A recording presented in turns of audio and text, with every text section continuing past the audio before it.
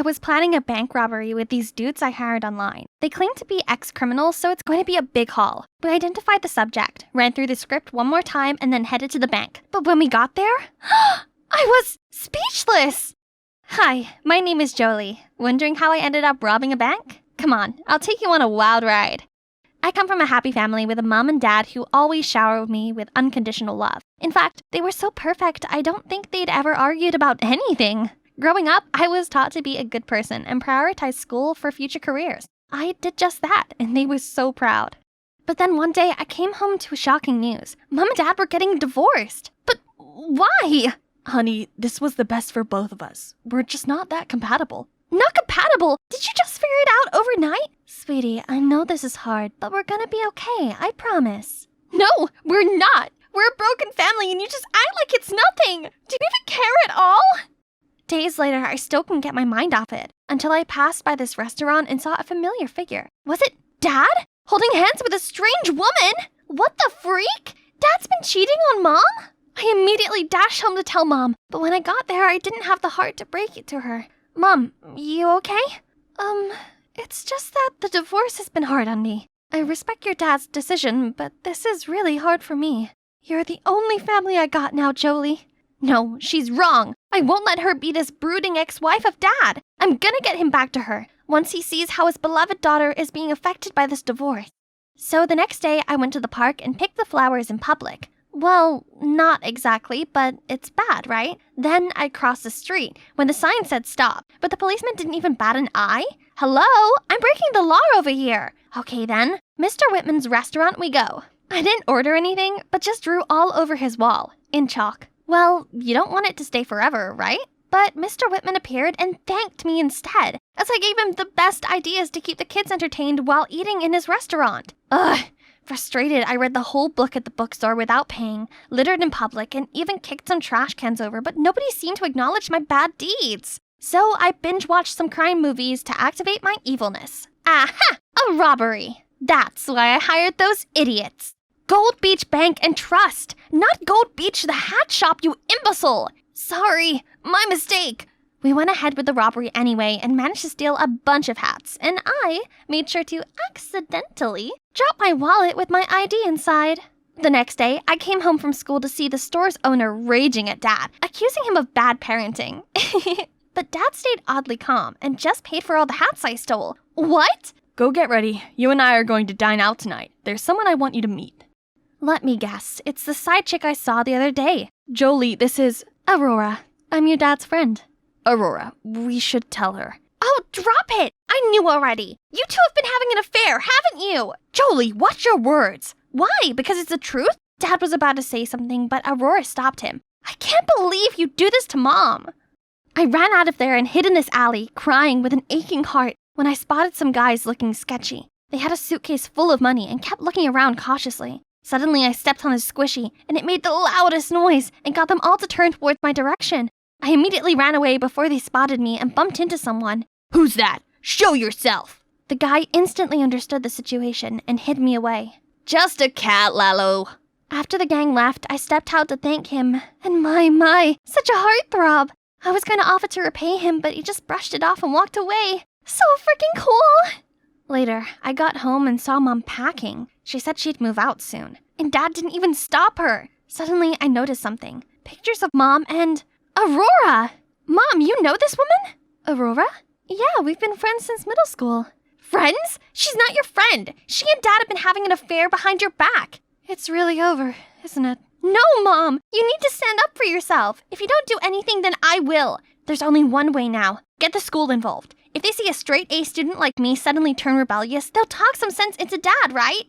But of course, I need to make sure my bad deeds are legit this time. Suddenly, I noticed everyone buzzing around.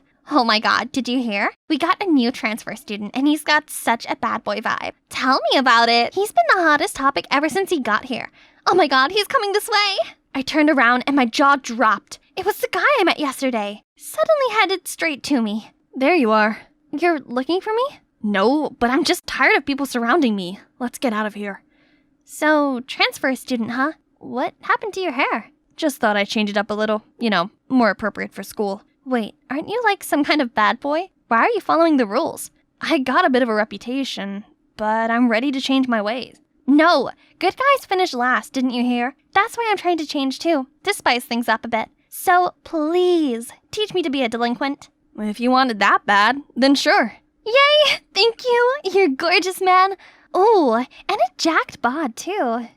Tyler and I started my new rebellious plan. Okay, show me what you got. I immediately went straight to a group of nerds, slammed my hand on the table and snatched a guy's burger and started mooching off it. Here's some fries. Did your parents starve you? No! I immediately stood up and left, and saw Tyler, who was laughing at me hysterically. That's your idea of being mean? I know I'm bad, that's why I need you to enlighten me.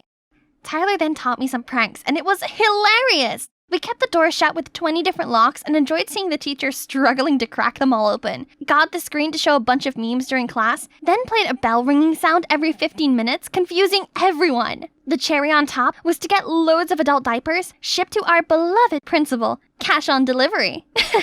When the principal asked who did it, I proudly took the fall. Do you care to explain yourself? Principal, I may look bad right now, but that's because my parents are getting divorced. I can't eat, can't sleep, my mind's a mess. All right, I get it. Jesus. I'll have a talk to your parents. You can leave now. Father dearest, let's see how you handled this. When I got out, Tyler was waiting for me. He drove me away, then stopped by this gorgeous lake. You didn't just rebel because you were bored, right? I sighed, then started pouring it all out that had been bottling up inside of me. Guess having a normal family is luxury to both of us. What do you mean? I actually grew up in an orphanage, but I wasn't happy there, so I ran away. I ended up on the streets and causing trouble. Luckily for me, my foster dad noticed and adopted me. I'm extremely grateful to this day, so I'm always looking to help him with the business. Your dad has a business? What does he do? Tyler didn't answer me. When we got back, Aurora was already there waiting for me. What are you doing here? Your dad went on a business trip and asked me to come over to look out for you for a few days. No, thank you. I can look out for myself. And who is this young man? Have we met before? Would you please stop poking your nose into my business?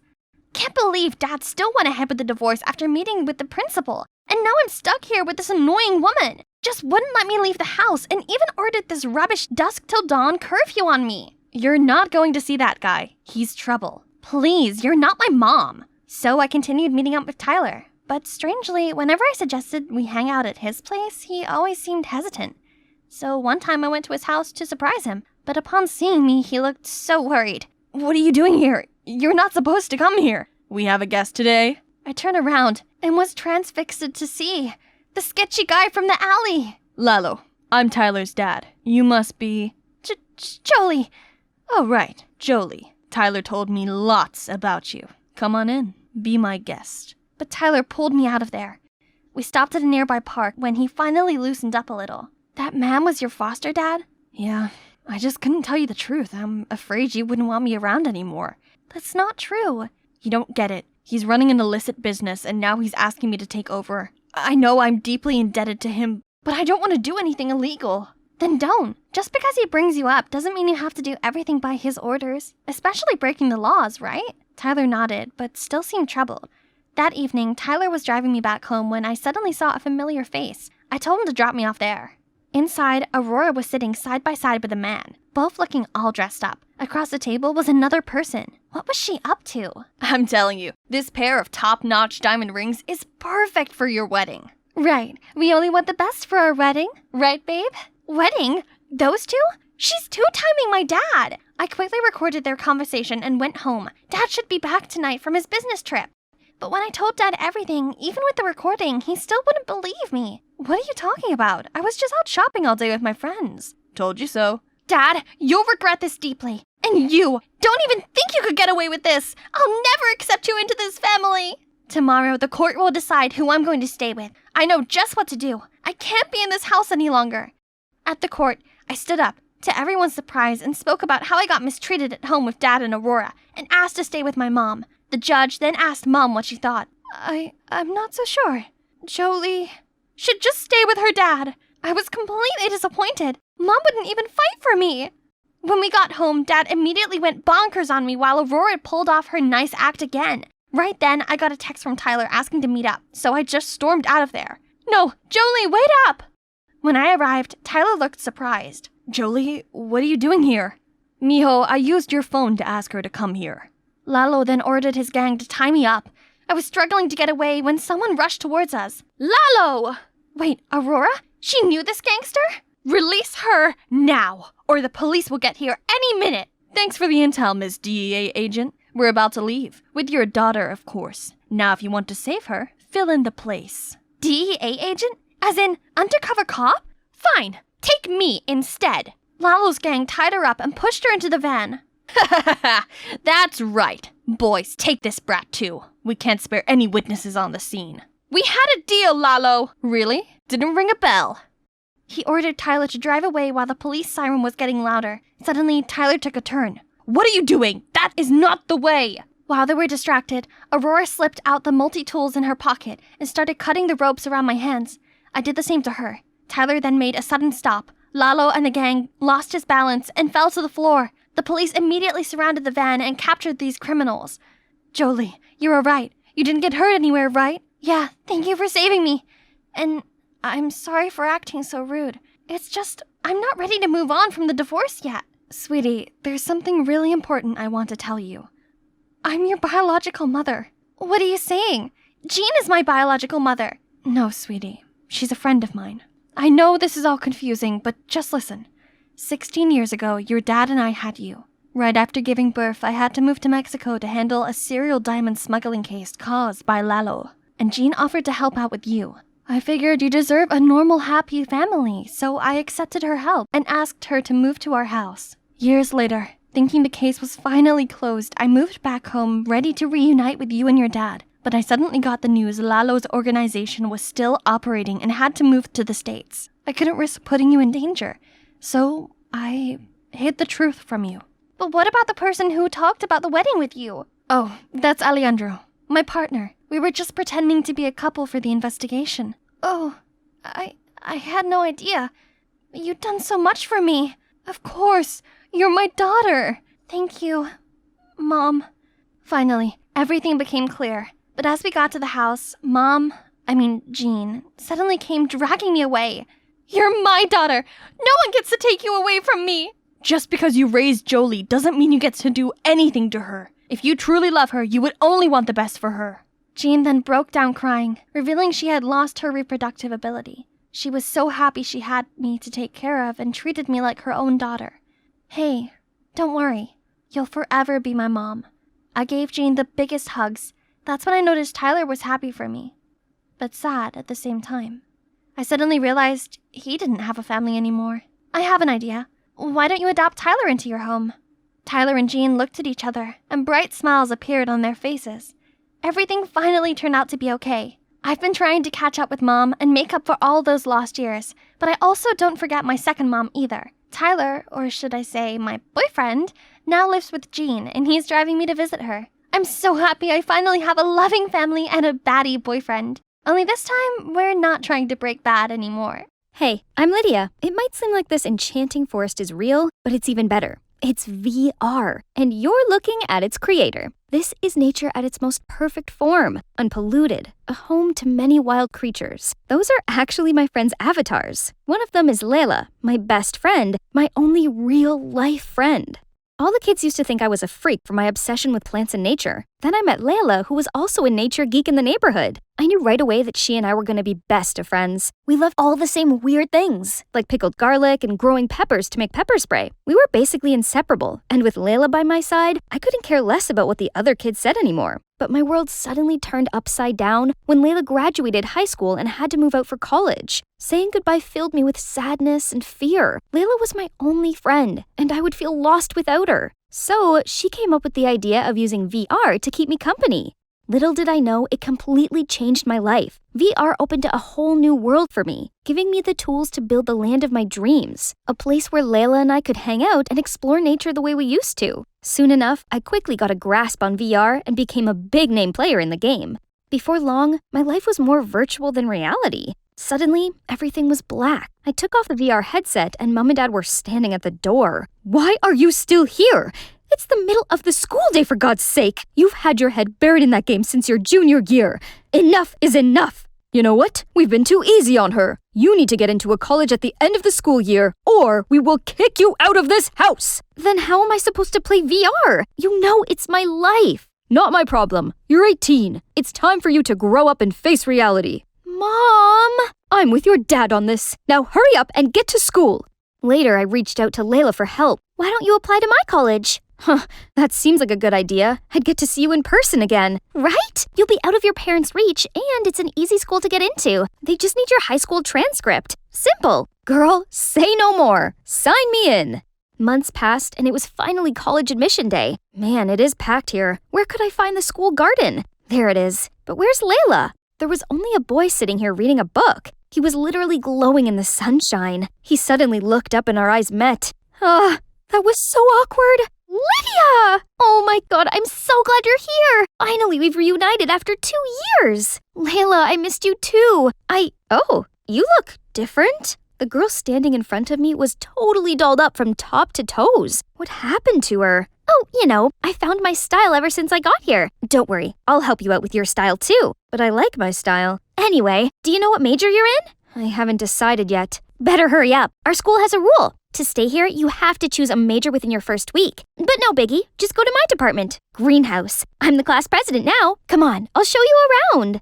Then, Layla led me to her department infrastructure, and I was absolutely impressed. It was equipped with modern experiment and technology and exotic plants. Right then, a group of students swept past me and flocked around Layla. She introduced them as her new friends, but they just gave me the screening from head to toe, then straight up ignored me. Ugh. Rude. Whatever. I need some alone VR time anyway. I put on the headset and doing some boxing moves, but accidentally knocked over something in real life. Layla, why is your friend wearing the VR thing and breaking our stuff? Don't you dare tell me she's from VR. No. She just uses VR since she's socially anxious. I'll talk to her. Lydia, listen, if you're going to become a greenhouse major, you have to lay off the VR a little bit. You can't be carrying the headset around campus, okay? I confusedly nodded my head. Isn't she also playing VR with me all the time, though?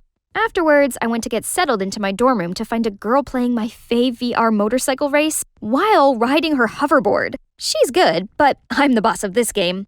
Instantly, I joined the race and quickly passed her. But man, this girl was fierce. We ended up reaching the finish line at the same time. Whoa, that was epic!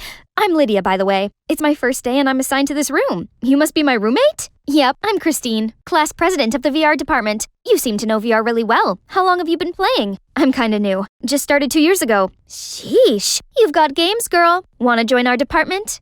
The next day, Christine showed me around the VR department, which was full of the newest techs. Dude, this is so sick! Every week, we have an exhibition of new VR technology, and we mainly work and interact in VR. No need for awkward real-life convo. Besides, our department also joined the school annual creativity competition for the huge prize of $10,000, which we could use to develop more modern VR technology. Whoa! This place was heaven! Just imagine playing VR all day, every day. Holy moly. Can it be? Soccer shots enhanced? I joined in the game immediately and gave it a big kick, scoring a goal. Wait, did I break the pots again? I took off my headset to see a guy doubled over in pain. Oh god, I'm so sorry. Don't worry, I'm good. I'm fine. His face seemed awfully familiar. Oh, I remember you from the school garden the other day. Yeah, that was me. I'm Marshall. Thinking about applying to VR? Yeah, I'm Lydia. Lydia, I think you'd like it here. I suddenly felt my face getting hot when I was saved by a phone call from Layla. I quickly excused myself and ran right into her. Hey, I've been looking everywhere for you. There's a welcome party tonight, and you're definitely going. No party. Oh, come on. I'll introduce you to our research group. You've heard about the creativity competition for departments, right? Greenhouse is in it to win it. But no buts. Let's get ready. At the party, Layla dragged me to where the greenhouse kids were hanging out. They were still glaring at me. I should just leave, but on my way out, I bumped into Marshall. Hey, Lydia, I was looking for you. You dropped this handkerchief back at the VR department. It's from your grandma, right? Oh my god, thank you. But how come you know it's my grandma's? I just guess. I saw your initials on it. Hey, back off, you VR freaks! Stop talking with our new member. Poof, are you sure? This morning she seemed really fond of all our gizmos and gadgets. What are you talking about? Lydia, explain this! What's there to explain? Your pea-brain can't read between the lines, huh? Layla lunged at Christine and a fistfight broke out between them. That's why I don't fit in social gatherings. Hey, wanna get out of here? Yes, please. Marshall explained that there was beef between the VR and greenhouse departments. They were neck and neck for many things, especially the scholarship competition. But sometimes both went too far. The greenhouse put insects in the VR facility rooms, which chewed up all their cables. To get back at them, the VR messed with the water system in the greenhouse, which caused water blackout and killed dozens of plants. And naturally, the presidents, Layla and Christine, were always at each other's throats. Shoot, I was planning on choosing VR as my major, but that would mean turning myself into her enemy. What am I supposed to do? I tried turning back to VR to take my mind off things, but I could hardly concentrate. Lydia, why is your head stuck in the clouds? I've been thinking. I want to be in the VR department. Greenhouse is good, but I'm not sure it's for me. I just don't want us to be enemies. It's okay. We're still friends no matter what you decide. Just follow what feels good in your heart. Aw, she'd put me above all her rivalries? She hadn't changed so much after all. First thing the next morning, I went to apply to the VR department, then caught sight of Layla. Hey, Layla! I made my decision. I've applied for VR department. What? You can't be serious! Choosing VR would mean you're just throwing away your dream and living in an unreal fantasy. Unreal? It's more real than the cool girl with hot friends thing you've got going. And why would you tell me to follow my heart when you clearly didn't think I should? I told you that? I nodded my head, confused. I might have slipped my tongue or something. Just think about it again. Something was off. I swear she really seemed genuine yesterday. Over day, I got back to my dorm room only to find out my headset cracked and wouldn't turn on. Who did this? Freaked out, I only thought of one person who could help me fix it now. Marshall. It would take a few days to fix it. Oh no, I couldn't pass a day without VR. I think you'll find something to do. Like what? You're more than welcome to hang here. Dang, this guy's cheeky. Suddenly, Marshall's phone rang, and he excused himself for a few minutes. I looked around his room and noticed 2 VR headsets on the table. Maybe Marshall wouldn't bother if I borrowed a spare set, right? As it turned on, my own Forrest appeared in front of me. Was he following me? I clicked on his profile to see. He was logged in as Layla, my friend Layla. So, the Layla I've been talking to was not the real Layla, but Marshall? How long had this been going on? And did Marshall know me from the beginning? Lydia? I took off the headset to see Marshall standing there, stunned. What's this? Explain to me now.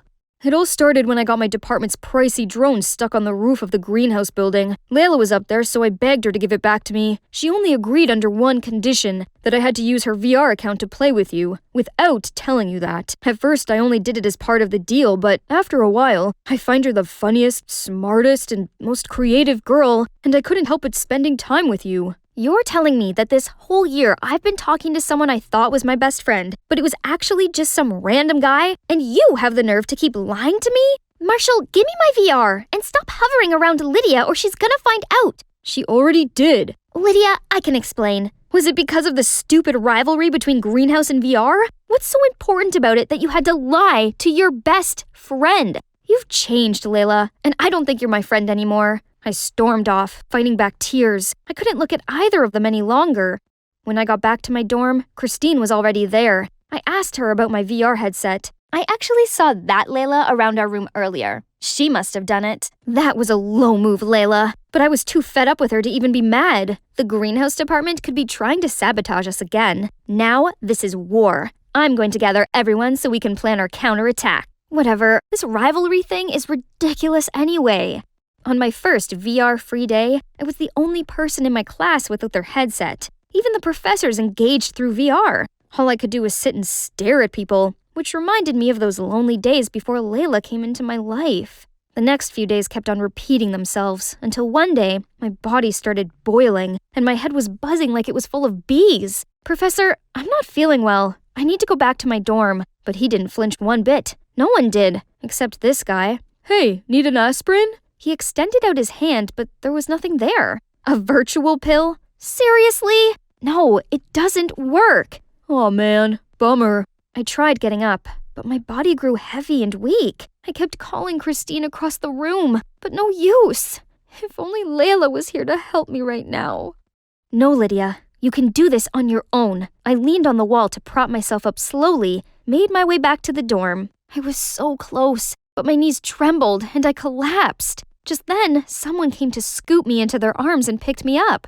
I woke up in a bad headache to see Marshall cooling it down with a damp towel. Hey, you're awake. Here, have some soup and take some medicine. What are you doing here? I came to return your VR but saw you collapsing, so then I helped you into bed. I know you don't want to talk to me right now, but this was urgent, so... Thank you, Marshall. I threw myself into his arms and burst into tears. I thought no one was gonna help me. He wrapped his arms around me, and I finally felt safe.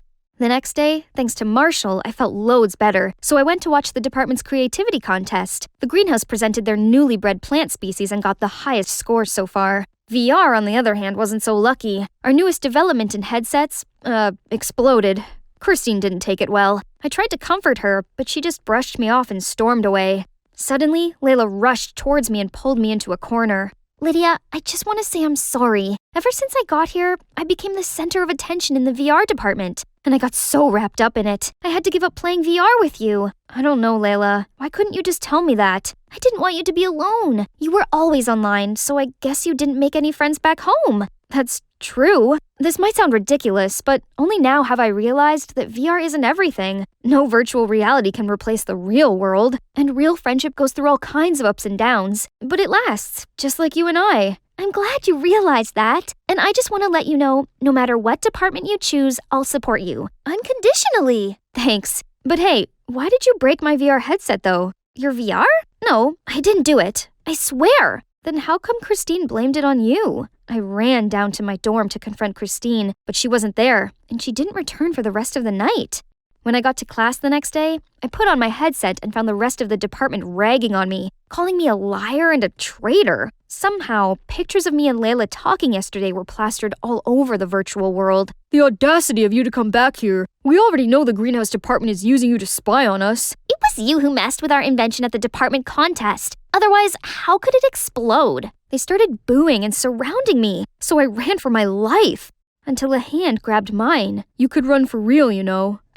Yes. At least I'm not the only one virtually running. We made it to the building's entrance, just as the greenhouse student dragging Christine towards us, and the VR students caught up with us. Layla, what's going on? We caught this girl starting a fire in our greenhouse lab with her hoverboard, then tried to flee the scene. What? Why would you do that? It's not on purpose, okay?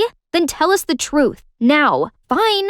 So, a day before the department's competition, I secretly made an adjustment to the VR model, but somehow it caused an error and we ended up losing the prize. I was so mad that I decided to take it out on this greenhouse bunch. Last night, I snuck into your lab trying to take away all of your research, but suddenly, my hoverboard overheated and exploded, causing a fire to spread everywhere. I freaked out and left. You know the rest. Yeah, thanks to you, our lab was burnt to the ground. You're lucky no one got hurt. And you had the nerve to blame Lydia for losing the contest. I had to, otherwise the entire department is on to me. Oh, not just the VR department. Now everyone was furious at this crazy manipulative witch. What about my VR headset? Did you break it too? Well, that's just a little trick to get you and Layla to fight. You do belong to VR department after all. That means no making friends with Greenhouse. Right, guys? Guys? You've gone too far this time, Christine. And this rivalry thing is ridiculous anyway. Look where it got you. The VR students couldn't have agreed more. They immediately voted to impeach Christine from her class president role before turning her into the administration. They then apologized on Christine's behalf and offered to help the Greenhouse rebuild their lab. Of course, Layla and the Greenhouse department agreed.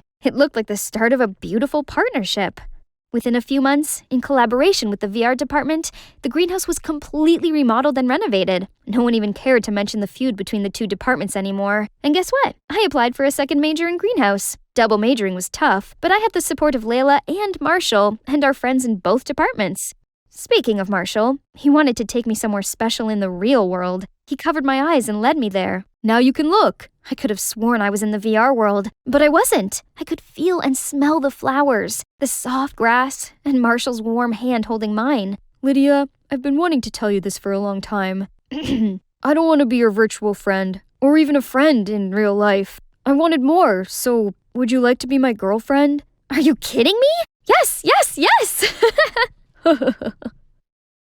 The bell had already rung, but here I was, still stuck in chemistry class. Mr. Evans won't stop droning on about the big test coming up. Abigail, you do know what a bond is, right? That's easy. My dad goes on about them all the time. U.S. Treasuries, Japan bonds. They are financial bonds. We're talking about chemical bonds, for Christ's sake. close enough. Don't you think I deserve a grade increase? Enough! Go and meet your homeroom now. This is unacceptable. Jeez, his bad mood must have been contagious for adults, as Miss Garcia was also in a foul mood. So, Abigail, I will organize a meeting with your dad. My dad? No, he'll go mad and take away my credit card. This seriously cannot go on anymore. Your grades are on a downward spiral. I promise I'll actually study this time. Please, let me prove it by acing my next test. Your next test. Let's see. That appears to be your chemistry final in 2 weeks' time. That's perfect. I need time to process all the knowledge I've been learning anyway. And, phew, crisis averted. Now, where's Norma? I need some retail therapy with my bestie. So I have 2 weeks to work this out. I mean, you can probably cram in quite a bit within that time. No, Norma, I have to figure out what I need to buy before my dad locks the card. Right then, a nearby waiter suddenly tripped and spilled orange juice onto Norma and her newly brought Chanel bag. Oh no! But to my surprise, she just smiled and dismissed the waiter. What was that, Norma? What's got into you? Love, I guess? It's still early days, but I'm in love, Abby. Isn't the world so dreamy and beautiful? You are kinda happy? Hold up. Mrs. Garcia is single. If I found someone special, then she'd be too distracted to call in my dad for the meeting. Yeah, I guess. Or, you could actually study. Don't be ridiculous. Mr. Evans is single too. 2 birds, 1 stone. So the next morning, I joined Mr. Evans' chemistry club to spy on him. Wanna hear a joke? What do you think 0 says to 8? Nice belt! Hey girl, can I be the photon to your electron and take you to an excited state? Please, somebody save me already.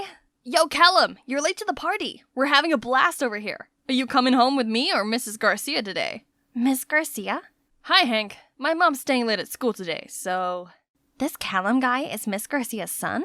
I sure came to the right place. Mr. Evans then gave some boring lecture about states of matter. After drawing a whole maze of weird symbols and stuff on the board, he asked if anyone had any questions. Here comes my chance. Oh, good. Curiosity is the gateway to knowledge. Go ahead, Abigail. I was wondering if you like tea or coffee? Oh, and also, are you more of a dog or cat person? Can you please pay attention to the lesson? Callum, as a top student, I think you can help her. Of course he will, Mr. Evans. Poor guy, he's totally oblivious that he's been chosen for my master plan. Who made him Miss Garcia's son in the first place? So, Callum, right? Your mom's actually my homeroom teacher. Yeah, I got that figured out long ago. Wait, what? You already knew about me?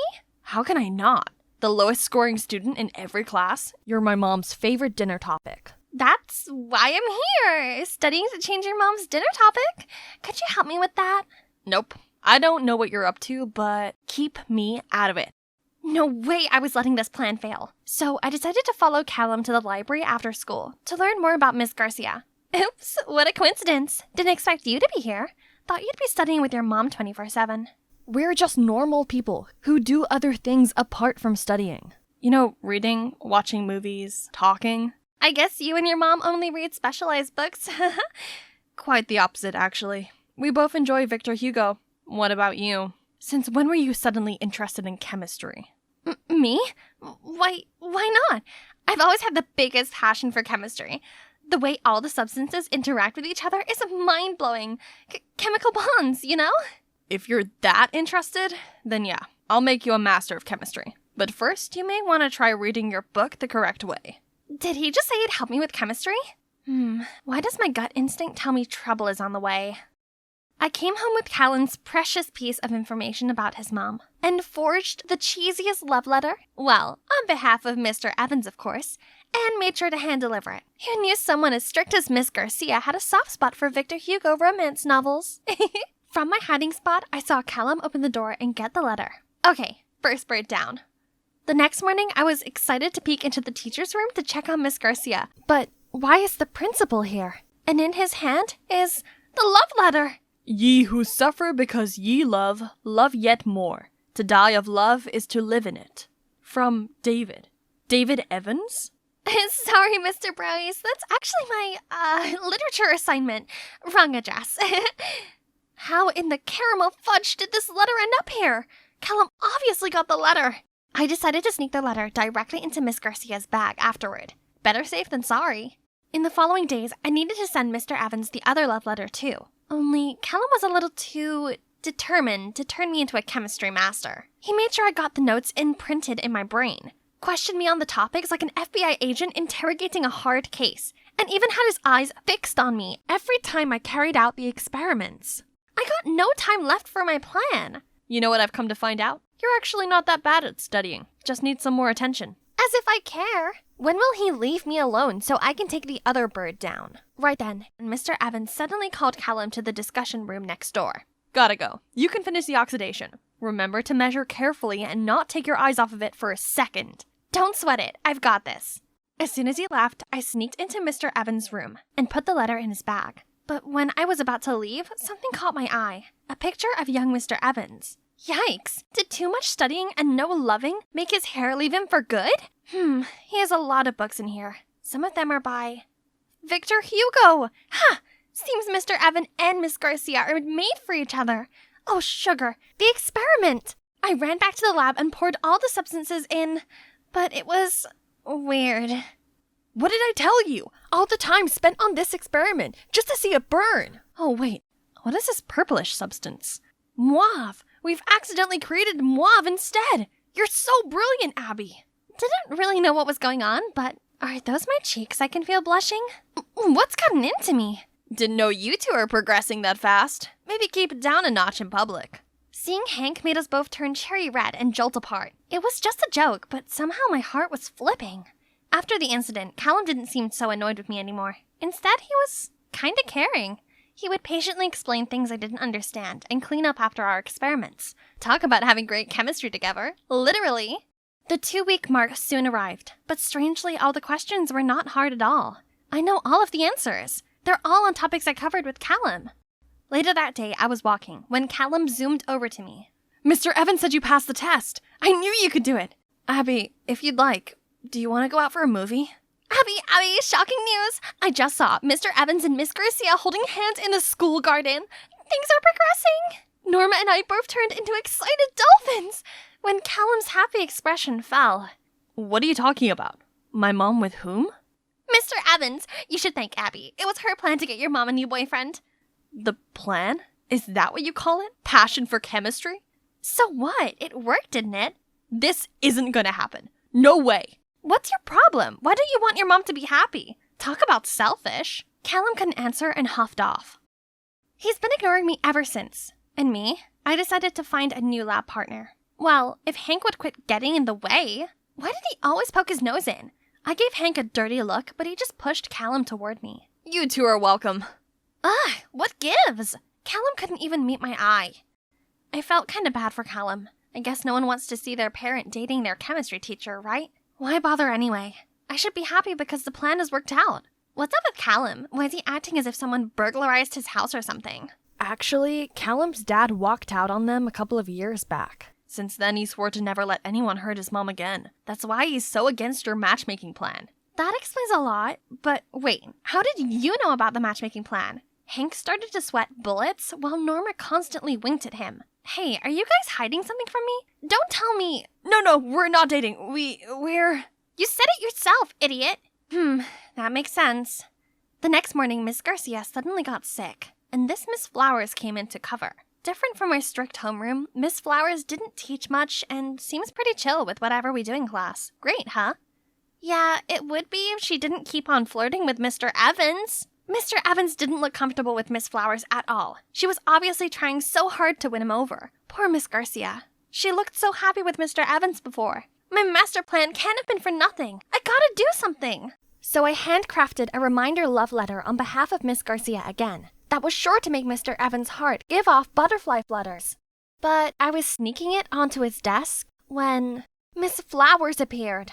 Abigail, what are you doing? Why are you doing this? Mr. Evans is my dream man, not hers. No, he's not. He and Miss Garcia are obviously made for each other. Duh. I demand that you take that back at once. He's my heart's desire. Mine.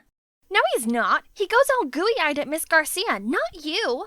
This is unacceptable. Detention! That's not fair, Miss Flowers. You can't punish her over nothing. You. Garcia's son, right? Want to play hero saves beauty? Detention for both of you, now! Miss Flowers? More like Miss Tyrant. What kind of a teacher made students clean the windows for detention? Ugh, these stupid windows. Breaking my back already. And Callum being all Frosty the Snowman with me is not helping. You brought all of this on yourself. What? If you hadn't have given the love letter to the principal in the first place, Mr. Evans and your mom would be official already. My mom and I are fine by ourselves. Who's being stubborn now? Hank already told me everything. I understand you're upset, but have you ever thought about what your mom wants? She sure looked happy with Mr. Evans. Callum didn't say anything, but I could tell from his glazed eyes that he was thinking hard about this. When Callum and I finally got out of detention, Hank and Norma rushed in. We just heard that Miss Garcia has food poisoning. She's fine now, but Miss Flowers will probably cover for another week. Why do I feel like Miss Flowers has something to do with this? She visited my mom yesterday and gave her a casserole. That's it. Miss Flowers must have poisoned Miss Garcia so she could replace her. But this is getting crazy. What can we do? How about we publicize all the love letters online so the whole school knows about Miss Garcia and Mr. Evans? I mean, if that's okay with you?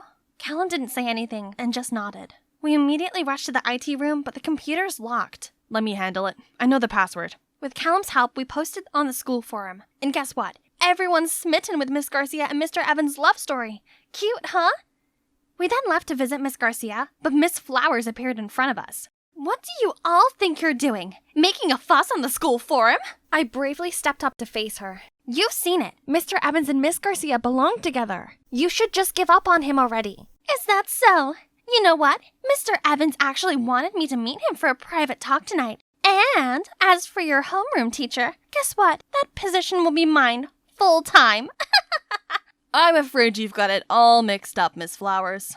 It's Mr. Evans, followed by Miss Garcia. We asked you to come to talk about Miss Garcia's food poisoning. That's right. Earlier today you visited me, asking me if I was ready to come back to class tomorrow. You were very kind and even brought me homemade food. Little did I know that this was a deliberate attempt for you to make me sick. Luckily, Mr. Evans dropped by just in time to get me to the ER. And now you're talking about taking my place? No way! But the students clearly love me more anyway. They hate you because you always make them study. Just then, everyone started booing her. Miss Garcia is strict, but at least she's serious with teaching and always makes sure we study. You don't teach us anything. That's right! And we all know about Miss Garcia and Mr. Evans already. You're just being a third wheel. No! This can't be true! David, tell these kids that our love is as bright as the sun, and that we're soulmates. I know you love me. Tell them! David, tell them you love me! Tell them! Unfortunately, my heart has always belonged to Miss Garcia. I was nervous about sharing my feelings with her, but fate brought us together, and now I couldn't be happier. Miss Flowers' whole expression wilted. Ha! She burst into hysterical tears and ran off. Mom, are you okay? I'm sorry I wasn't there. I'm fine, Callum. Please don't worry. Thanks for looking out for my mom. Please, can you take her home for me? Mr. Evans nodded, then took Miss Garcia away. When there were only 4 of us, actually 2 of us left, Callum turned to me. You were right. It was so silly of me trying to stop people from falling in love. Because when you fall for someone, you can't help it. What do you mean? I think I've fallen for you. Hey there, animated story show viewers. I'm Crystal, a model and influencer, and I'm here for the Trend Like This Influencer Awards. Why don't you come on in and get ready with me? I know what you're thinking. I have a unique look. You see, I have vitiligo, a condition that causes pale patches to develop on my skin. It's definitely different, but I don't really see it as a disadvantage, but rather one of my biggest perks in life. Since I was a kid, people have always gawped at me in the street. But luckily, my mom and big sis have always been there to support me. Honey, they're only looking at you that way because you're beautifully different. Yeah, Crystal, never doubt yourself. You're one of a kind. Thanks to them, I've grown to adore the way I look. Then one time, while we were walking in the park, this eccentric-looking man approached me. Oh my word, your skin! It's a masterpiece! Turns out, he was Bo Ivanov, the world-renowned photographer. He begged me to model for him, and with the encouragement of my mom and sis, I agreed, and my photos became a viral hit. That's when my interest in modeling sparked. I joined this awesome modeling agent and got to learn all poses for photo shoots, wear these gorgeous outfits, and best of all, have makeup done to complement my vitiligo, not to hide it.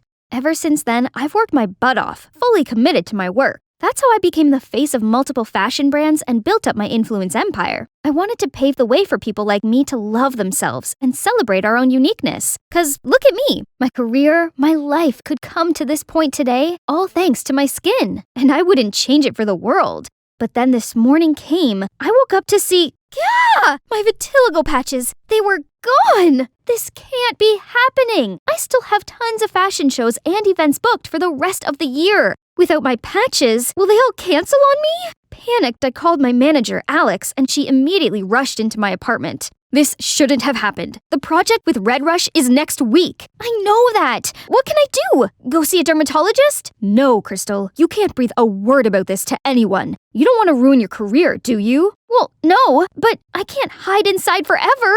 No, you can't. But you can fake your patches. Just use makeup. Draw some on. What? You mean I should lie to everyone? Your choice. It's either that or kiss goodbye to your career. This is wrong, I know, but I've worked so hard for this. I couldn't just give up now. I guess the foundation would have to make do. I went back to my daily modeling life, and luckily no one seemed to suspect anything. But I was so on edge and constantly checking my makeup. Crystal, have you heard? The brand Raris is looking for models with unconventional features for its newest fashion collection. You're the perfect fit. OMG! Everyone who's anyone in fashion knew of the Raris' creator, Mr. Finnegan. If I become his muse, that's my step into high fashion world. I can't miss this once-in-a-lifetime opportunity. I got my focus straight, fearlessly walking into the building, when suddenly my heel got stuck. I tumbled backward, and out of nowhere, these strong arms wrapped around me, and I landed straight into their warm embrace. For a moment there, I could feel their divine scent overpowering me. Dior Sauvage, isn't it? You don't change much, do you? Still clumsy even though you're now a superstar. Hold up, this voice. It's Sam, my high school ride or die. My, puberty has hit him hard, huh? Samuel knelt down and gently put the heel back on my foot. Yep, my heart was definitely flipping out of my chest. You're going in for the casting, right? Oh, yes, but how do you know? I'm one of the judges. I gotta go now. Break a leg. But not literally. Wow, Samuel's made a name for himself already. Impressive. Wait, Crystal, you're here for work. And now time to shine. I strutted my way along the catwalk, doing my signature twist-turn pose at the end of it. As expected, all the judges were mesmerized. This job was in the bag. Just then, everyone went ooh and ah at the girl next in line. It's Amanda! She's known as the Super Rookie, who challenges the modeling world standards. Ironically, that title once belonged to me, but that's how this industry works. You can easily be dismissed if not careful. We got the results right after the casting. As expected, I was in for the show. Hooray! Hey, Crystal, right? Amanda, huge fan of yours. Say, can a pro like you give this rookie any advice while we train together? You do know this is a competition, right? That means no help. Then I shimmied off. Day 1 of the training, and I already messed up. I had to disguise myself to sneak out and buy a new one. Crisis averted, but this did make me 30 minutes late. You're the professional. Act like one so us amateur can look up to. A veteran in modeling, or so they say. Those chicks wouldn't miss the chance to dethrone me, especially her. Welcome, everyone. May I introduce you to our Fall 2023 Haute Couture collection. It is inspired by the elegant art of ballet. So besides your usual training, you'll have a chance to learn some of the moves to capture its true essence. Then I'll pick my star, my vedette. Ballet? I hadn't done that since the accident! Little 6-year-old me was having a ballet performance and had to do this crazy spinning technique. But somehow, I ended up twirling like a humming top, then face planted right on the stage. I never forget the audience's mocking waves of laughter. No, get yourself together, Crystal. Whatever the challenge is, I'll succeed and rock the vedette position. The first lesson was catwalk. Easy peasy, no one came close to matching me. Good posture, excellent posing. Well done, Crystal. Oh, he's so sweet. Can we just take a break to admire this piece of art? Come on, why are you so shy today, Crystal? Your patches are superb. Except they're just the magic of makeup. But the nightmare had only just begun. Jeez, these clothes were way too tight. They got me melting like the witch from the Wizard of Oz. Gotta go touch up. Then during another session, I couldn't keep my balance and was wobblier than a jellyfish. Meanwhile, Amanda effortlessly executed all those moves.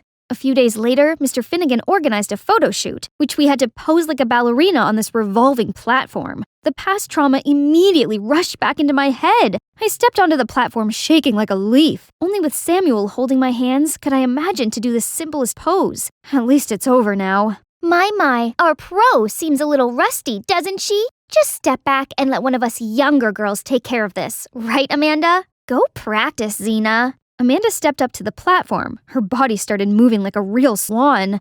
Gorgeous, Amanda. You're as graceful as the ballerina in the musical box. That's it. I think we got the shot. Well done. The whole set erupted in applause, and Amanda was the center of attention. Looks like you could learn a thing or two from your junior. Look, I may not be the best ballerina out there, but I'll show them where 1000% efforts get me in life. So I stayed later after the training to practice more, starting with stretching. Ouch, not as easy as it looked. Okay, let's try again. Just have to raise my leg and... Whoa! Okay, this time it has to work. And now the hardest part, sur le point. Uh-oh. Just then, Samuel appeared, trying to catch me, but we both ended up stumbling on the floor. Don't try too hard. You may hurt yourself. It's just, the vedette means a lot to me. I know you can do it. You've been such a positive influence, and I know that energy can get you what you want. No, my patches! I'm sorry. I didn't mean to. It's okay. I crossed the line. I'll just leave now. Don't, please. If you only knew the truth, you wouldn't think so highly of me. Hey, what's wrong? You can talk to me, you know. Just then, the lights brightened around us. What are you two doing here at this hour? Samuel looked startled and immediately kept his distance from me. Nothing. I saw Crystal practicing. Thought I could give her some advice. That's not fair. I need some too. What do you think of my releve? They started laughing together like a married couple. Since when did they get so close? After a few days of intense practice, I may not be a ballet master yet, but I did feel more confident about facing the final challenge, which decided who would be the vedette. Look at this gorgeous couture design! I would make a perfect black swan. I tried the dress on, but accidentally smudged the foundation and got it all over the dress. Oh no! I immediately rushed to the bathroom trying to wash the stain off. Stupid foundation! Super stain my butt! The door suddenly snapped open and in stepped Amanda! Your vitiligo patches? They're coming off? And what are you doing with the dress? I tried to hide it, but she already snatched it away from me. Is it foundation stain? Did you fake your vitiligo? No, I was diagnosed with vitiligo for real, I swear. I told her the truth, thought she was going to use it against me, but to my surprise, she looked heartbroken. I decided to pursue modeling because I felt inspired by you, but now you're telling me it's all a scam? How could you? Amanda, wait, please. I thought you were against me. Does it matter anymore? Now that I got a taste of the truth, you don't deserve my respect. I was at an utter loss for words. I'd been so wrapped up in fear of losing my career that I couldn't care less how my action could affect those who looked up to me. I'm nothing more than a hypocrite. I couldn't live like this anymore. Vitiligo or not, I had to stay true to who I am. I walked straight up to the judges panel and wiped all my foundation away right in front of them. Mr. Finnegan, I no longer fit in your collection. The truth is, my vitiligo has gone. I no longer have any unconventional features. Thus, I'm here to announce that I will cut myself from the show. I'm deeply sorry for all the trouble I caused. I turned to walk out the door, but there stood Samuel. Crystal, I don't understand. I'm sorry, Sam. I'm not the person you think I am. I ran home, hid under the blanket, and cried myself to sleep. Suddenly, a call from my manager woke me up. How can you sleep at this hour? The press is going wild. They're calling you an attention-seeking fraud. I immediately came to my senses and looked up the news. Oh no, how could it break out so fast? At this speed, I'd be canceled by tomorrow morning. See what happens when you act out of my order? Gosh, you models are so dumb. Don't go anywhere. I'll be there to handle this. Was she being for real? All of this was her idea in the first place. Enough! Have fun dealing with this on your own, Alex. I shut down my phone, packed my stuff, and left it all behind to go to my secret place. I used to spend time here with my family when I was a kid. Being surrounded by nature calms me down. Suddenly a hand pressed on my shoulder. Hey, we've been looking for you. Samuel? And Amanda? Did you guys follow me here? It's the only way we could find you. I'm sorry for going at you like that. I was so shocked. You don't have to. It's all my fault. I lost myself when my vitiligo went away. I acted out of fear and ended up disappointing everyone who's counting on me. Well, it's hard to stay sane when your identity is taken from you. But what's important is you've learned your lesson. Now, where is the fearless, confident Crystal we all love? She's right. Patches or not, you're always special to us. That means a lot to me. Thanks, you guys. Turns out I'd misunderstood Amanda this whole time. She's brilliant, gorgeous, and caring, and perfect for Samuel. Welp, that stings. Suppose it's time I got back to work for some damage control. I opened the phone to see hundreds of notifications. Among them was a message from Mr. Finnegan saying he has a place for me at the fashion show. So it's not the end for me, right? Go get it, girl. Yes, it felt so good to be back. Crystal, you're here. I have great news. You'll be the vedette for this collection. Me?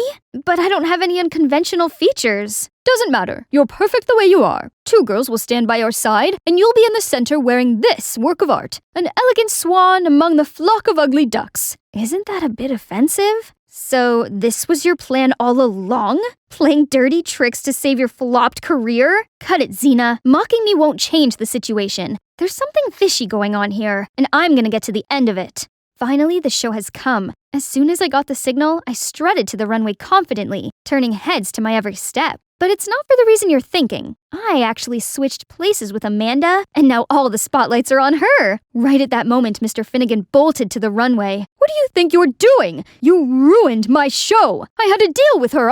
What deal? Tell me. Right now. It's her who's behind this. Alex? Ugh, that snake! It turned out Alex bribed Mr. Finnegan to let me be the vedette and drag the models with unconventional features down since I'm no longer one of them. Hearing that, all the models turned furious, ready to jump at the 2 frauds. You 2 have crossed the line. I don't need any of your manipulative games to continue my career. I will stay true to myself no matter what. Unconventional features or not, I'm always willing to speak up for them because everyone is beautiful in their own way, and they deserve a chance to showcase their beauty to the world. The audience erupted in cheers and applause, while Mr. Finnegan and Alex were surrounded by cameras and criticism. Justice served. After all that drama, I'm still modeling, but with a different agency that fully accepts me for the real me. I continued to influence young people on self-love and being uniquely themselves. Amanda and I became the best of friends. We also made tons of plans to collaborate with Samuel, but honestly, I couldn't shake off this heart-wrenching feeling whenever these 2 were together. Luckily, my hectic schedule has left me no time to think about that. Guess what? After days and nights of hard work, I now have my own line of skincare products called Only You. Exciting, right? Oh, Sam, you made it! Wow, they're beautiful. Amanda will love them. No, they're not for Amanda. They're for you. Crystal, I'm crazy about you. I always have been. What? It's me you like all along? Then why didn't you tell me that before, silly? I leaped into his arms, and we shared the most amazing kiss. Perfect ending for an amazing journey, huh? Hello, my name is Dixie, and I have quite a peculiar story for you today. Shout out to Animated Story Show for telling my life story, so please like and subscribe to the channel. I used to have a perfect life. My mom is a lawyer for a top law firm, and she's rarely home, but my dad works from home. And together, we were the best team. And Dixie keeps running, and oh, can she make it?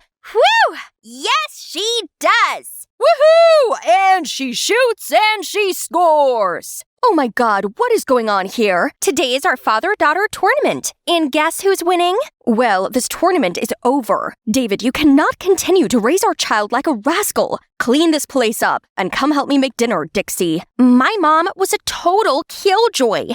At dinner, I was excited to discuss my upcoming birthday with my mom and dad. I finally wrote down what I want. There's only one thing on the list. We have talked about this. You are not getting a sister. But why? Pretty please, Mom. I promise I will help with the baby, and I will even stop playing. No, we are not having any more kids. Write something else on your list. But Mom, it's all I want. Then want something else. Come on, baby. There must be something else you want. A baby is quite a tall order. If you guys don't give me a sister, I'm going to go on a hunger strike until you listen to me. Suit yourself. I'm too tired for this. Now let me have my dinner in peace. Of course she wouldn't care, even if I starve myself. I went upstairs and screamed into my pillow. My mom was so impossible. Hey, honey, are you good? Your wife is killing me. Come on, baby, cut her some slack. Having a baby is a big deal, and it might not be a good time for your mom and me because of work and, something else. What else? Of course, work is more important to her than us. Your mom might work a lot, but trust me, she loves you. And I have the perfect gift for your birthday. It is going to be amazing and better than a crying baby. I doubt that, but we will see. A few weeks later, on the eve of my 14th birthday, everything fell apart. I was in my room when I heard commotion downstairs. It must be Dad setting up decorations. But then I heard Dad and Mom yelling at each other, so I ran downstairs to see Mom sitting in the dark. Mom, why are you sitting here alone? Where's Dad? And why didn't he do my decorations? Honey, there is no easy way to tell you this, but your dad left us. We have been having issues for a while, and I tried to keep us together, baby, believe me. I tried, but he walked away. Liar! Liar! You are lying! My dad will never do that! I will call him right now, and he will tell me that you are lying! But Mom wasn't lying. I called every day for weeks, and Dad never picked up the phone. He was really gone. I couldn't believe it. How could he leave me without a goodbye? As if things weren't bad enough, my mother walked into my room one day wearing the most ridiculous country outfit. We are moving to the countryside. What? To the countryside? Why? I figured that being here in this house might be too much. And if we are going to heal, we need a fresh start. New job, new home, new life. And it's summertime, so you have plenty of time to settle before school starts. I am not leaving. What if Dad comes back for me? He will not. I don't believe you. You're just trying to take me far away from him. Pack your things. We're leaving today. Mark my words. I will not move. I will not. But of course, Mom's way or the highway. Honey, there is something I need to tell you about this place. Where we're going is my home. It's the place I grew up. Huh? You never talk about your home, and now all of a sudden we are moving there? I know it's weird, but it's a long story. But believe me, you will understand soon. And you're finally going to meet my sister, Rose. Sister? You have a sister and never told me? God, do I really know anything about you? Oh, well, we're here.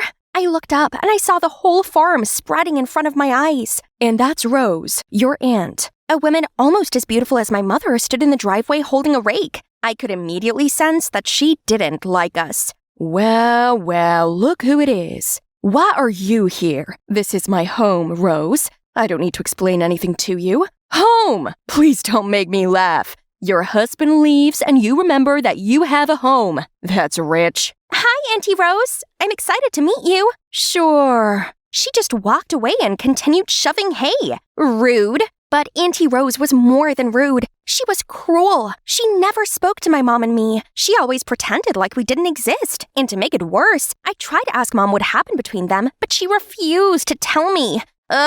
Adults. Feeling a little suffocated one day, I took a walk to the lake when I felt something like a rock hit me. Ugh! What in the coconuts was that? Oh, so sorry. I didn't see you coming. I'm Callum, and you must be Dixie. Huh?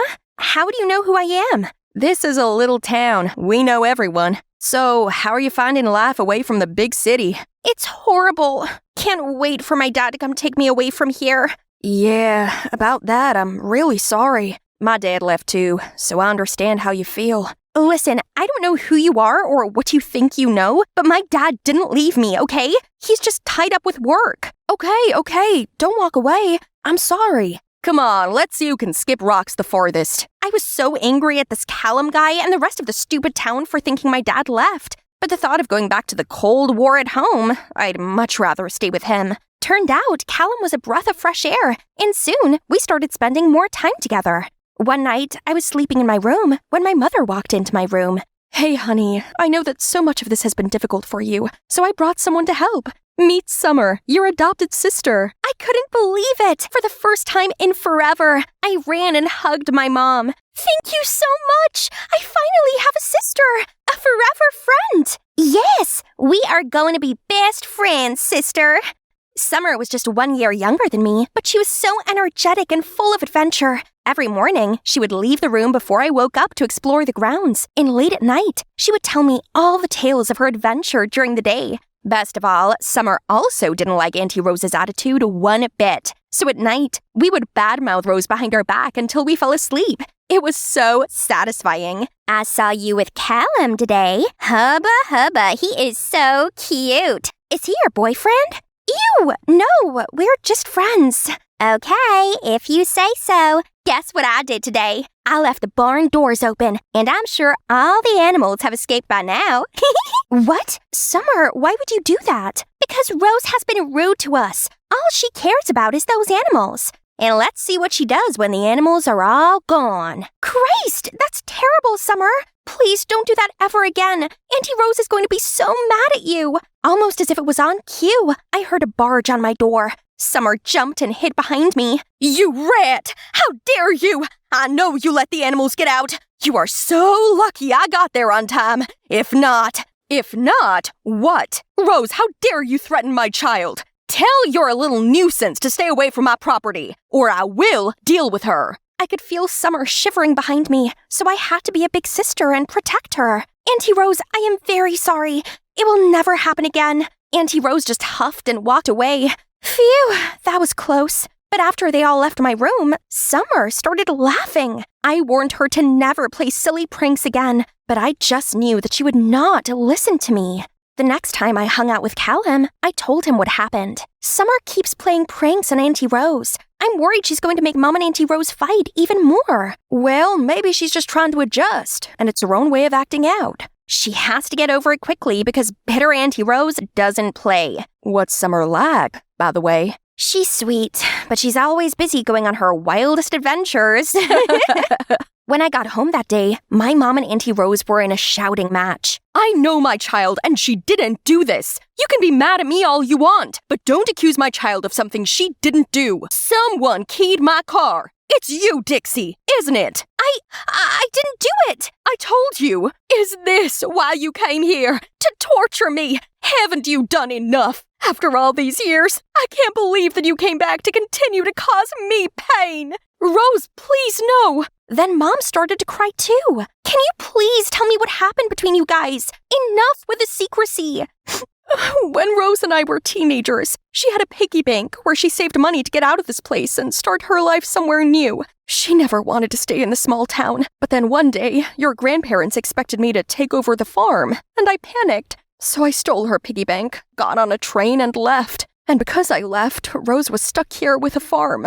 Ugh, I hate that I hurt my sister, but I don't regret it. If I didn't leave, I wouldn't have met your dad, and I wouldn't have had you. Oh my God! I can't believe you did that! That's why she hates us! You ruined her life! I know! That's why I came back. I want to fix things, but everyone I love hates me. Your dad, you, and my sister. Maybe I am just a terrible person. What you did was terrible, but you are not terrible, Mom. But you have to apologize to Auntie Rose and do whatever it takes to make it up for her. I was happy Mom admitted her wrongdoing and wanted to make amends after all.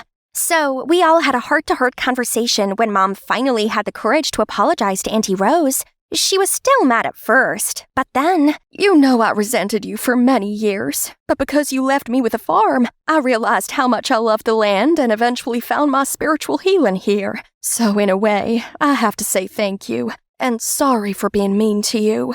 We all shared a warm embrace. It felt so good to be a family again. When I got back to my room, I was glad to see Summer there. Oh, thank God you're here. Where have you been the whole day? Busy wandering around plotting my new prank on Rose. You have to stop messing with Auntie Rose right now. She and Mom actually patched things up. Then I told her everything, but to my surprise, no, messing with her is fun, and I like it. If you don't stop, I'm going to tell everyone. You can try, but no one would believe you. I am the cute and cuddly one. Summer, why can't we just get along? Why do you have to break my heart, just like everyone else? Ask yourself. Don't put that onto me. I was so furious. What type of sister from hell was this? But she was right. No one was going to believe me unless I caught her in the act. But before I could do anything, I got carried away with the work at the farm. One day, Callum and I were helping Mom in the storage house when Auntie Rose ran in. Someone destroyed the chicken coop, ran a tractor into it. What? That was it. I know who did it. It was Summer. She is the one who has been doing all of it, not me. I tried to take the fall for her and talk her out of it, but she is not listening to me. Rose looked at me like I was insane. You are a terrible liar. I know you did this. I have proof. She pulled out a video, and I felt like I was being sucker punched. It was me. I was driving the tractor. Then I crashed it and started laughing hysterically. No, that's not possible. I didn't do that. Summer did. Summer did all of it. I tried to fix it so Auntie Rose could forgive Mom, but she got upset with me and started doing more daring stuff. Sometimes I found her pranks and fixed them before you saw them, but I couldn't get it all. At this point, everyone was staring at me with so much concern in their eyes. Honey, who is Summer? Summer, my sister, the one you adopted. I didn't do that. You have no sister. Wait, I think I know what is happening. It makes sense now. Dixie, Summer is not real. You made her up. That's not true. You know her. I don't, actually. I never met her. Oh, my poor baby. You need help. I am not insane. It's okay, sweetheart. It's okay. Mom and Auntie Rose then drove me to the hospital, where I would be given therapy. Callum also came with us and sat with me in the waiting room. I can't even trust my brain again. I don't even know what's real anymore. Did I also imagine you too, Callum? No, you didn't. I am real, Dixie, and I will be here with you every step of the way. Right then, Mom and Auntie Rose came back after talking to the therapist. Dixie, honey, I'm so sorry for not listening to you and your needs for so long. I knew you always wanted a sister, but I never took you seriously. It was my fault. If I had been there for you, listened to you, and hadn't been so controlling and distant to you, things might have been different. But now I promise I will always be here with you, and you're going to be okay. I promise. What about Summer? You don't need Summer. You have us. All of us. No one told me it's this windy up here. I'll probably be wiped off of Earth before I could wipe all these windows. It's okay, Harper. Remember, you're doing this for Aaron. Just a bit of tough work for now, but imagine the incredible time you'll be having at the concert. Imagine, oh my God, Aaron and her? Hold up, let's start from the top. Hi, I'm Harper, the biggest fan of the greatest boy band, The Statics, especially their rapper Aaron. I turned 18 not long ago, and I'm taking a gap year to find my true passion. To be honest, I'm not really interested in anything. The only thing that makes me feel alive right now is fangirling, following my boys around, concerts, touring, etc. But after months of that, I'm totally broke. Not to mention, Aaron's having his solo debut album. So, having no choice, I asked my super sweet boyfriend Kirk to lend me some money. But, again, all you ever did was spend relentlessly on this trash. You don't study, nor get a job. How are you expecting to afford it all? Do these idols feed you or give you a roof over your head? I don't think so. I can't help you forever either. Trash? He called my passion trash? Excuse me, I asked for a loan. Not like I was robbing him. He wasn't like this the other times. Finally showing his true self, huh? Fine, I don't need an unsupportive boyfriend. Anyone that stands between me and my happiness can get lost. So, we're over. Whatever. But wait, I still need to come inside as Kyra's bestie, not as your girlfriend. You might be wondering what kind of relationships I have going on here. Well, I actually befriended Kyra first. We were both ecstatic. Fandom of the Statics. If you know, you know. Fangirls bond is stronger than any friendship. Her mom works for a big press, so she sometimes could even get us access to shows. Cool, right? So I was always around her place. One thing led to another. Me and her brother fell in stupid love, but not anymore. Have you heard about Aaron's new album? Apparently it will be followed by a group concert right downtown New York. We can ask Kirk to give us a ride. It will be super fun. Oh, don't want to burst your bubble, but I just broke up with Kirk. 4 minutes, 36 seconds ago? No way! Yes way! I told her how ridiculous her brother was, but she still tried to find excuses for him, hoping to mend us back together. But sorry, this heart of mine has casted the dice. It's entirely dedicated to Aaron now. No more dumb boyfriend. And that's how I ended up taking on this dangerous job. Its high salary could get me boxes of albums and a concert ticket even. But what am I getting instead? My beloved idol, arms in arms with a singer I hate the most on earth, Bianca. Aaron and Bianca rushed to the window and dragged me inside. Please don't let anyone know this. What do you want? Autograph? VIP ticket? Please, you probably know our two fandoms are like water and oil. They already opposed us so badly over a collab last time. Yeah, of course I know, because I was the one who opposed. Seriously, what does Erin see in this girl? She always says controversial stuff, gets caught in dating rumors with all guys on Earth, parties 24/7, and her songs suck.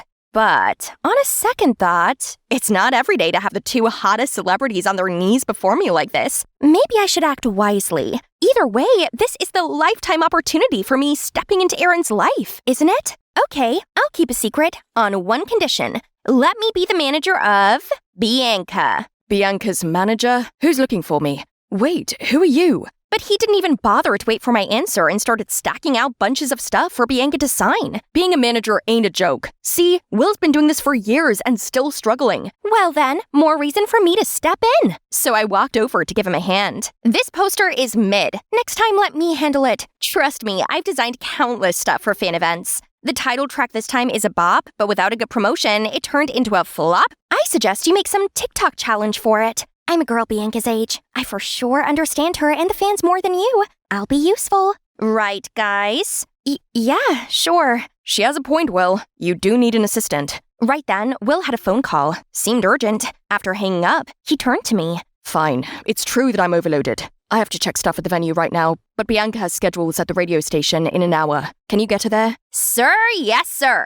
Just like that, I helped Will around, and it's safe to say I was basically Bianca's sub-manager. Life was pretty sweet. I got to tag along to shows for free, while keeping an eye on my love rival. I sure enjoyed playing God with my new puppet. Everything Bianca eats has to get my approval. Bye-bye, yummy tacos and burgers. She's only allowed to use the phone at certain times of the day. Stop texting boys and start working on your terrible music, honey. Then tell those annoying boys to stop bothering me. Even her sleep is strictly fixed, just because I love seeing her suffer.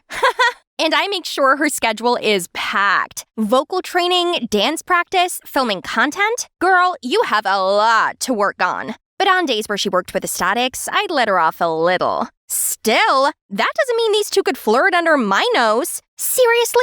It's like you guys are begging to get caught. Think about your future. This dumb fling won't matter a bit the day your career's on the edge of failing, won't it? I'd make a good manager, right? But I occasionally saw Liam, another member of Statics, being way too chatty with Bianca. Well, as long as it's not my Erin. But I know someone who wouldn't like this. Kyra, as Liam's her bias. I guess the rumors are true. Liam is a playboy. And to prevent Erin from getting caught in the same thing, I accidentally arranged Bianca's schedule to be 100% off with Erin's, so they couldn't meet up. But Bianca still asked me to bring him gifts often, and surprisingly, Erin wasn't too upset about his girlfriend not showing up. I guess I can get him in another level that Bianca couldn't. We soon talk a lot and hang out also, and he literally blurted out about how Bianca was so uptight, how some of her annoying habits gave him the ick, and that being with me was so much more comfortable. Uh-oh, sounds like love's fading.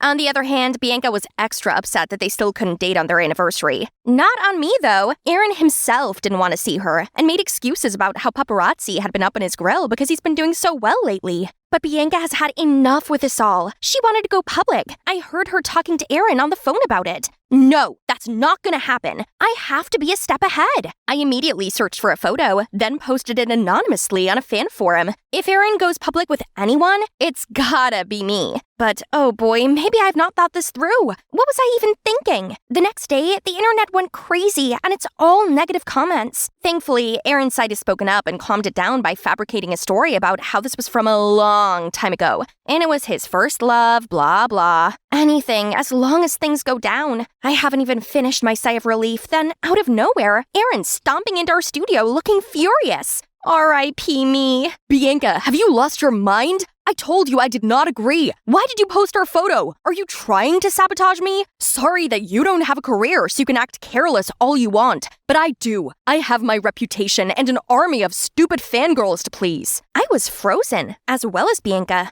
Right then, a call came from Kyra. I swiftly sneaked out to take it. It's you, right? The lucky girl in the photo?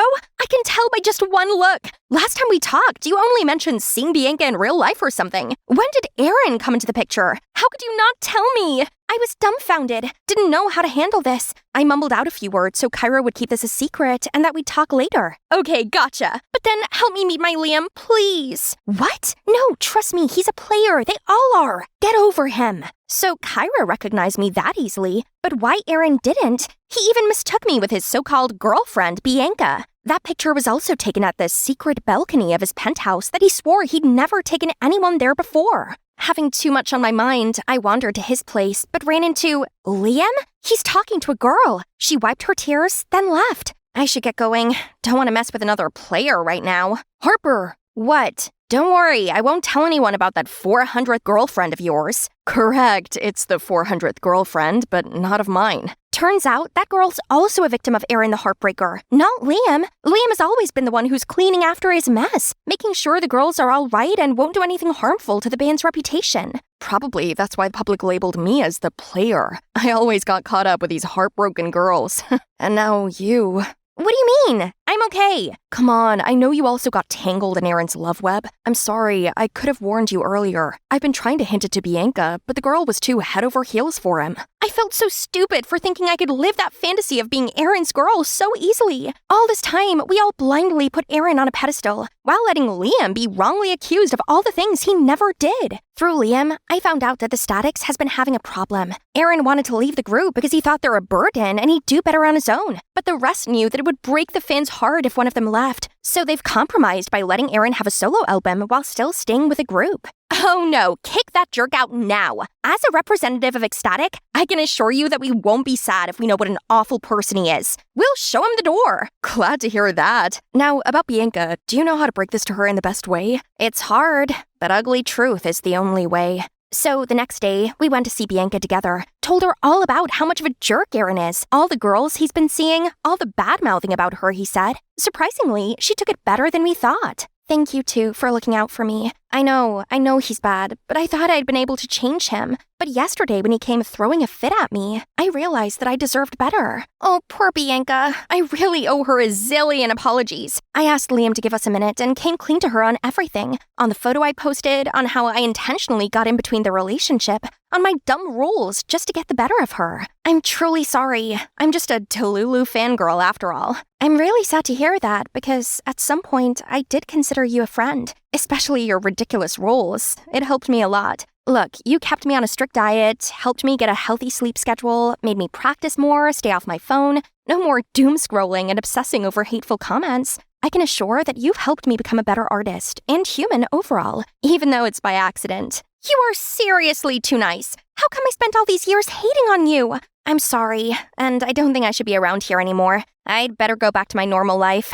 Take care, Bianca. Bianca gave me a tight hug and said that she hoped I'd still come to her concert next week, as she'd perform the dance number we created together.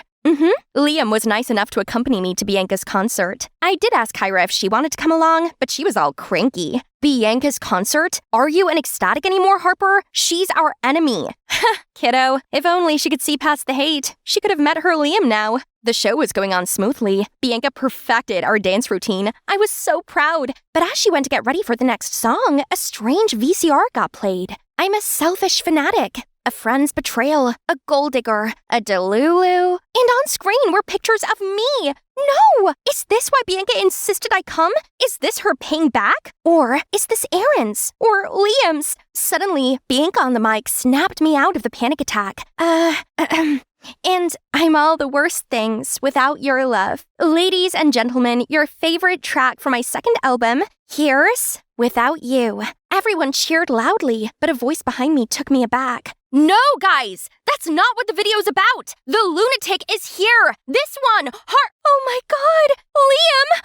Liam quickly shushed her and we dragged her outside. Turned out my dearest sister from another mother did this to me. Why? I hate you. I know everything now. Don't forget who I am. Nothing in this fandom could be hidden from me. You got to befriend the boys but ghosted me because you want them all to yourself, huh? After everything we've been through, all the shows my mom helped you get in, you bewitched Aaron, sided with Bianca, then called my Liam a player. But look who you're with now. On top of that, you dumped my brother for a stupid reason. The player here is you. This is a mess, and it's really my fault. I should have filled Kyra in on everything sooner. Seeing her right now reminds me of the exact same person I was just last week. The same hot-headed, immature fan. I couldn't blame her. I apologized and told her everything. And with her dearest Liam's help, Kyra, though still mad, started to be more understanding. I love you, and I hope you will soon see things the way I do now. Idols are also humans. They're not all glitters and gold, so we can't expect them to be all perfect, then refuse to see their wrongdoings, or nitpicking trivial things just because it's not up to our expectations.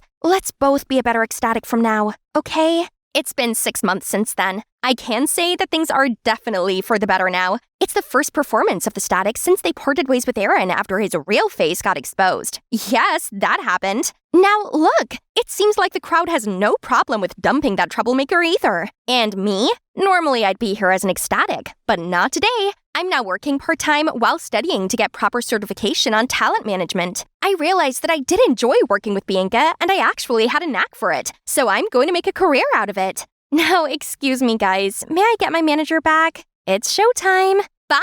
Here I was, confronting my greatest fear. Math! Wendy, focus. What is 9 plus 11? A, 19, or B, 21? The numbers whirled around me. Panic set in. 9 plus 11. 1, 2, 3, 4, 5 equals 19? No, 21? Great numerical gods, why is this so confusing? You're so extra. Sit up. I'll show you again. I still don't get why I have to do this, though. It's not like I'm going to school. Yeah, I quit school not long ago to help Mom out, making a couple of bucks. In case you haven't noticed, we're dirt poor. I'm Wendy, by the way. 15 and fabulous. Well, sorta. I know I'm a big silly goofball, but the good thing is my brother, Leo, does not share the same brain cell with me. That guy ate knowledge for breakfast. He went to this elite high school, on scholarship of course, and always a top student 3 years in a row. That's like genius. Mom also said he's our only ticket out of poverty. That's why she held 3 jobs at once, while I gathered scrap metal to sell to the scrapyard to support his study. The 3 of us have been working hard to create a better life for our family. But then, one afternoon, I suddenly noticed posters of Leo that accused him of breaking his classmate's arm. What nonsense is this? I tore them all down and rushed home to see a bunch of gangsters breaking our things. My mom and Leo were in the corner, begging them to stop. Stop! What on earth are you doing? What does it look like I'm doing, brat? I'm collecting compensation for your brother's victim. He messed with the wrong person. The son of a loaded family. You got the wrong guy. Leo wouldn't hurt a fly. Right, Leo? I turned to him, but he just lowered his head in guilt and defeat. How much then? $3,000. 3,000? You kidding, right?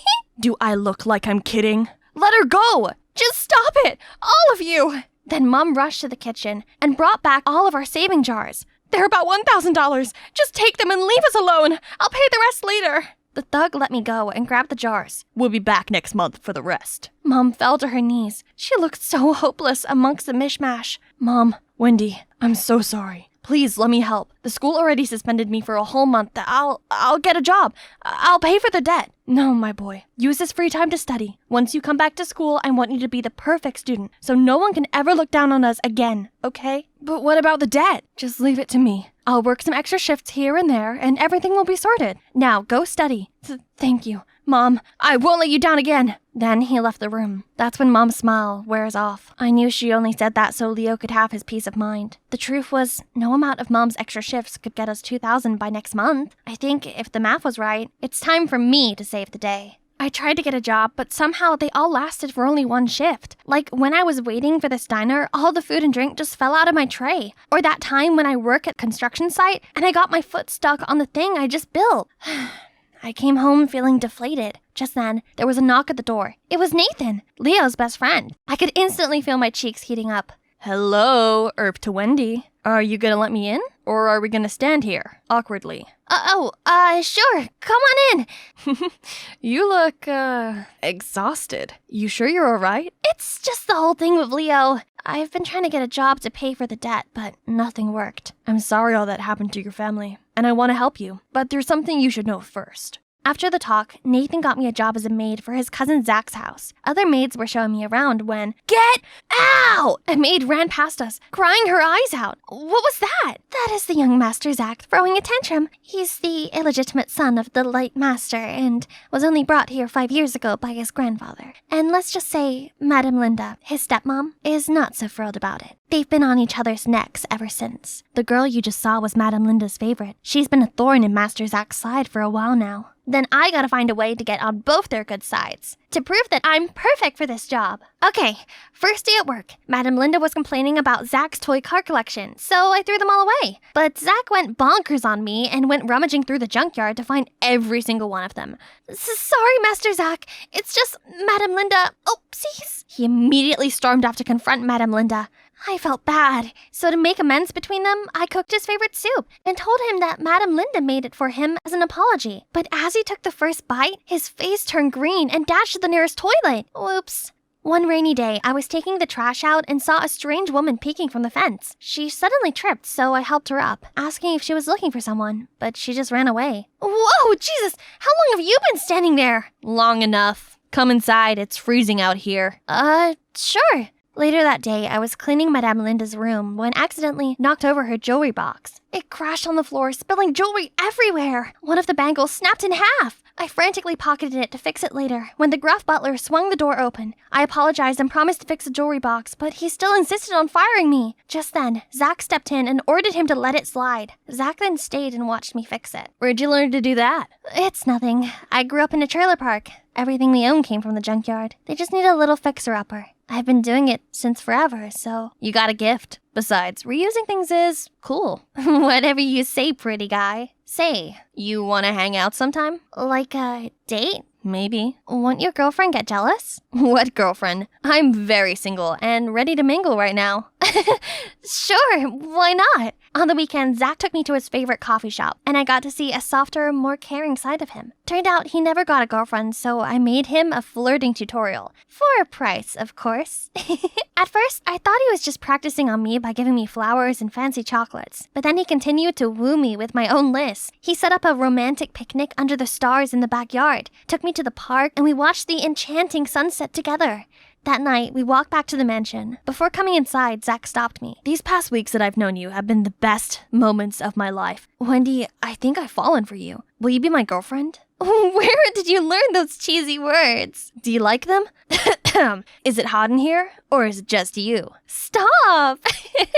I just need you to promise to be on my side, no matter what. I promise. When Zach left, I returned to my room. I pulled out my diary and then ticked off the last box on my list. Well, it was fun, Zach, but everything must come to an end. Soon you'll pay for everything you did to my family. I knew the truth back when Nathan came to our house. There's something you should know first. Your brother was tricked. He didn't start the fight. A guy mocked your poor family, so Leo turned aggressive. After the incident, the guy was salty Leo beated him, so he faked a broken arm and had his family come for yours. They don't need your money. They just want you to suffer. And who's that guy? He's Zach, my cousin. What he did was wrong, so I'm on your side on this. And there's another thing. Nathan played a video of Linda and her thugs threatening my mom and demanding more money. My rage became scorching. That moment, I decided to get revenge. That's why I became a maid at Zach's house, sabotaged his relationship with Linda, and made him fall for me. Everything was going just as planned so far. But the next thing I knew, Mom called me to tell me that Leo had been expelled from school and ran away from home. My blood was boiling. That's it. Today's the day Zach goes down. I pulled out Linda's broken bangle and placed it on my bedside table. During the daily room check, the butler spotted it right away and informed Linda. She rushed over to reprimand me for stealing her jewelry. Just then, Zach swooped in to defend me.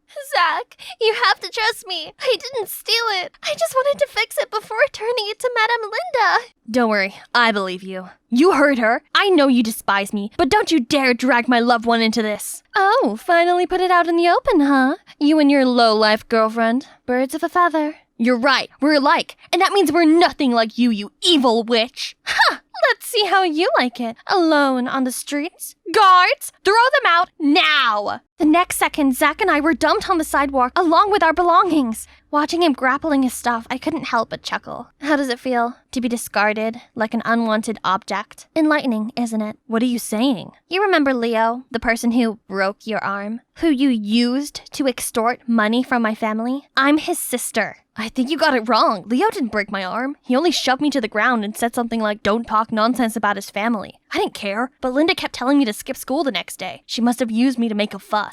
You mocked my family for being dirt poor. That's why Leo was so mad at you. That's not true. I used to be poor too. You remember the woman lurking around the mansion? That's my real mom. She just wanted to make sure I was okay. Turned out, Zach and his mom were abandoned by his dad because of their humble background. Then his grandpa found him. Though Zach didn't want to, his mom made him come with his grandpa, so he'd have a better life. But what his mom didn't know was that heck of a mansion was the coldest, most isolated place. That is, until you came. And it hit me. Zach is telling the truth. That meant I had taken revenge on the wrong person. Shoot! I am so sorry. I had no idea. And now you're kicked out, Leo's gone, and there's a huge debt. I don't know what to do. Hey, it's all right. One thing at a time, Kay. I'm not mad at you or anything. I just wish you'd told me. But it's fine. I don't really like that house anyway. What about your brother? He got expelled and left. I'm sure he's okay. I'll help you find him, yeah? Thank you, and I'm sorry. I don't know how to make it up to you. You don't have to. I got a feeling you didn't come up with this twisted plan. I didn't. It's actually your cousin, Nathan. I took Zach back to my place where he'd crash in the meantime. Mom was in tears. She told me that Leo was accused of plagiarizing an essay so he could no longer go to that school. But Leo's too smart to do such a thing. So Zach proposed we investigate at the school. To find whose essay Leo supposedly copied, we broke into the school's computer lab that night. We were snooping around when suddenly, Zach was grabbed from behind and dragged away. I slowly turned around and was shocked to the core. I sprinted to Nathan's house, banging on the door. Nathan! Zach! Zach was kidnapped!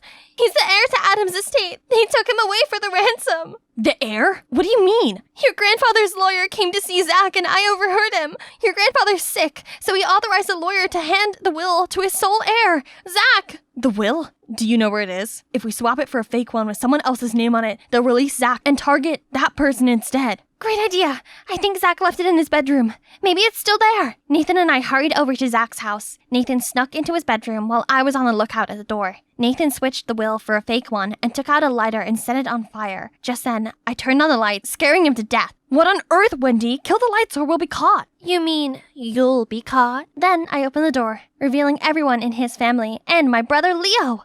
What's going on? Enjoying the taste of your own medicine, cousin? Yeah, you just got busted. Remember when we were at the lab? I was shocked to the core to see my brother muffling Zach. Shh, be quiet or we'll get caught. Leo, I thought you left. Mom was worried sick. I know, I'm sorry, but I need to sort this out. Things have been sketchy ever since that incident with this guy. And now with this, I gotta prove my innocence. So I came here and found this. Look. Turns out, Leo's essay was identical to yours, Nathan. You took advantage of me to get revenge on Zach when he wasn't to blame. You told Leo Zach was bad-mouthing our family to stir things up between them. You made our lives miserable. I trusted you. I can't believe you'd go this far. You're always obsessed with Grandpa's inheritance. Everything's a competition for you, to prove that you deserve to be a successor. All that work, but still nothing. Do you know how many sleepless nights I had to study? Or to hatch a plan, worrying Mom and Dad would blame me for not trying, for not being better? And you just showed up and everyone sees you as this golden child. And all my efforts have gone to waste. Why, Grandpa? Why not me? You were left out of the will due to your greed and scheming behavior. Now I know it's your parents' fault, and there will be severe consequences for them. And you, Nathan, you will join the army after graduation to serve the country, get disciplined, and come back a better man. Guards, take them away. As Nathan made his exit, he paused at the sight of Leo and I. I'm truly sorry. For everything. Then he walked out the door. In the end, Grandpa chose to give Zach his share of the fortune. Zach, however, refused. He never wanted the money. All he wanted was to live comfortably with his mom. So that night, he packed up his things and was ready to go back home. His true home. Seeing Zach, I realized bearing hatred towards someone cannot solve your problem. It just puts you through so much pain, and even hurt other innocent people along the way. It's best just to focus on yourself. You do you, and things will work out on their own. Like now that all mysteries are debunked, our family is free of debt, and Leo can go back to school, full scholarship. Also, to compensate for what we've been through, Zach's grandpa decided to start a charity fund, and my family was the first to benefit from it. They even helped my mom secure a steady job. As for me, I found a knack for making things and found my place as an apprentice at a pottery studio. My coworkers have become my extended family. They always make fun of me whenever he picks me up. Hop on. We're going to a very special place today. Where to? It's a surprise. Hold tight.